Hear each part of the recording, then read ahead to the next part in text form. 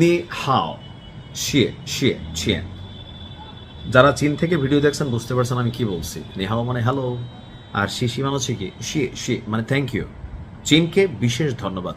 বিপদে বন্ধুর পরিচয়। তবে আমি পুতিন কাকুর কাছ থেকে আরেকটু এক্সপেকটেশন চাইছিলাম।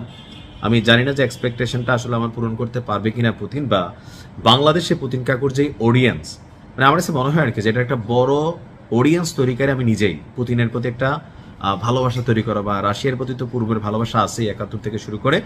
তবে উত্তর কোরিয়ার কিম জং উন আর চীন যেই ঘোষণা দিচ্ছে, এই ঘোষণাতে হয়তো তৃতীয় বিশ্বযুদ্ধ ছড়িয়ে পড়বে, অথবা মধ্যপ্রাচ্যে যারা গুটিবাজি করতেছিল ইরানের বিরুদ্ধে এরা শান্ত হবে, অথবা আমেরিকা একটু ভাবতে হবে।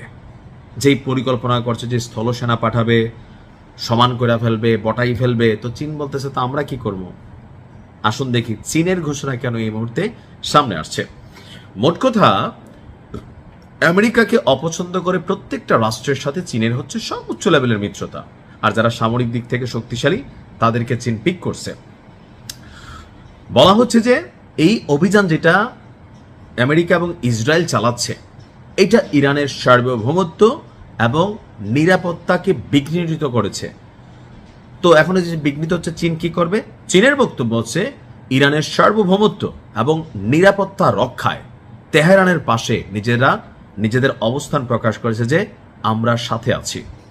পাশাপাশি এই ধরনের অভিযানকে জঙ্গলের কালা আইন এই হিসাবেও তুলনা করা হয়েছে চীনের পক্ষ থেকে। চীনের রাষ্ট্রীয় গণমাধ্যম সিসিটিভি এবং সিনহুয়ার, সিসিটিভি মানে এখান থেকে শব্দটা আসছে আমি জানি না, এটা চীনের রাষ্ট্রীয় গণমাধ্যম। সিসিটিভি বলছে চীনের পররাষ্ট্রমন্ত্রী ওয়াং ই, ওনার নাম, ইরানের পররাষ্ট্রমন্ত্রী আব্বাস আরাকচিকে ফোন করে বেইজিং এর অবস্থান পরিষ্কার করেছেন। চীন বলছে চীন এবং ইরানের মধ্যকার ঐতিহাসিক বন্ধুত্বকে বেইজিং অত্যন্ত গুরুত্ব দেয়। ইরানের সার্বভৌমত্ব, নিরাপত্তা, আঞ্চলিক অখণ্ডতা এবং জাতীয় মর্যাদা রক্ষায় চীন পূর্ণ সমর্থন জানাচ্ছে। পাশাপাশি ইরানের বৈধ অধিকার এবং স্বার্থ রক্ষায় পাশে থাকবে বেইজিং। ওয়ারের ডায়ালগ সে অর্থাৎ ধন্যবাদ।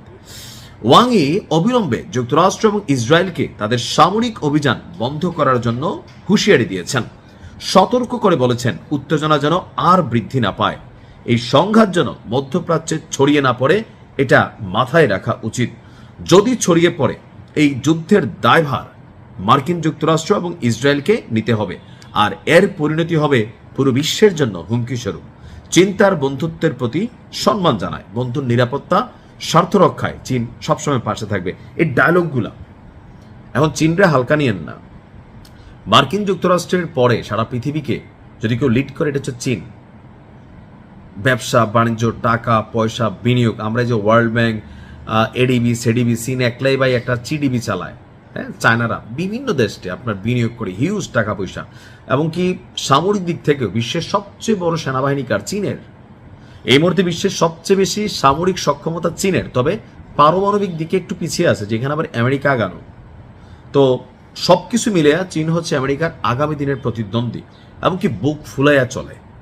তো সেই জায়গা থেকে চীনের এই মুহূর্তে এমন অবস্থানকে আমি ধন্যবাদ জানাই। যেই কথাগুলা, যেই কাজগুলা দরকার ছিল আমাদের আরব রাষ্ট্র ওআইসি এদের করা, এই কাজগুলা করে দিচ্ছে চীন। আল্লাহ ইরানকে হেফাজত করুক। আসসালামু আলাইকুম।